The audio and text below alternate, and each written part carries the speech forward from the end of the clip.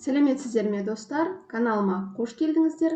Бүгін біз уақытша жарамсыздық бойынша қалай жұмыскерге ақысын төлеу керек екенін 1С бағдарламасында қарастырамыз. Яғни, жұмыскер ауырып қалды және уақытша жарамсыздық бойынша парағын алып келді, дәлелдеу, және осы парақ бойынша біз оған ақысын есептеуге тиіспіз.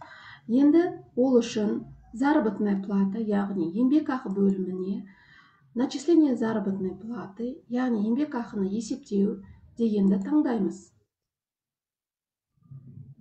Создать, жаңадан құжатты ашамыз және де ең баста күнін көрсетеміз. Бүгінгі күн, яғни 6 маусым күні, есептеу айы маусым. Есептеу түрі дейді. Есептеудің түрі.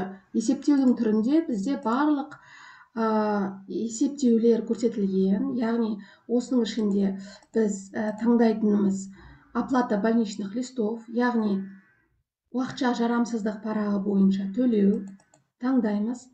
Және де енді осы жарамсыздық парағында көрсетілген жұмыскеріміздің аты жөнін таңдаймыз. Мысалы, мына кісі болсын, таңдады. Программа автомат түрде осы жолда есептеу түрін көрсетті, яғни уақытша жарамсыздық парағы бойынша төлемді есептеу.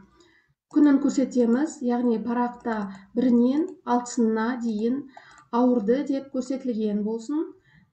Содан кейін біз рассчитать кнопкасына басып, уақытша ауырған үшін уақытша жарамсыздық парағы бойынша есептеу дегенді басамыз. Орыс тілінде рассчитать больничный лист. Дегенді басамыз, және де мынандай кесте алдымызда шығады.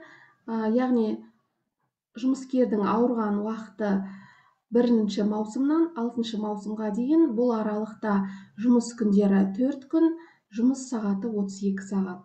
Осы уақытқа төлем жүргізу үшін алғашқыда орташа күндік жалақысын есептеуге тиіспіз. Ол үшін рассчитать деген кнопканы басып, орташа жалақы мөлшерін, орташа күндік жалақы мөлшерін есептеу дегенге басамыз. Және де біздің бағдарламада бұл қызметкер толығымен 12 ай жұмыс жасаған екен. Сондықтан 12 айдың барлық мәліметтері толығымен бар.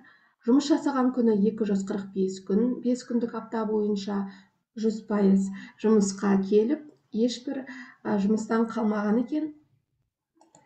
Және де жұмыс жасаған сағаттары 1960 сағат, жалпылама есептелген жалақысы 3.360.000 теңге. Енді осының орташасын есептеу үшін бағдарлама жалпы есептелген жалақыны күндер санына бөлу арқылы бір күндік жалақысын есептейді. Ол үшін біз рассчитать деген басып,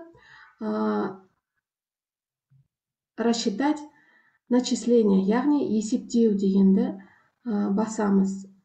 Соңғы, яғни жарамсыздық бойынша, парағы бойынша ақысын есептеу. Бастық, бұл жерде бізде 45.945 теңге шықты. Не себепті бұндай сома шықты? Себебі,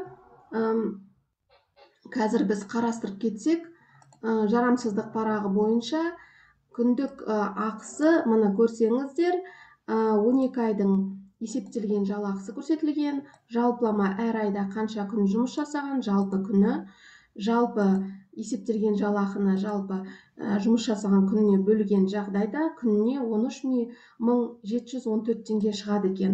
Оны 4-ке көбейткен жағдайда шамамен 40.000 және 52.000 шығады екен, бірақ 52.000 төлеуге заң бойынша рұқсат етілмеген.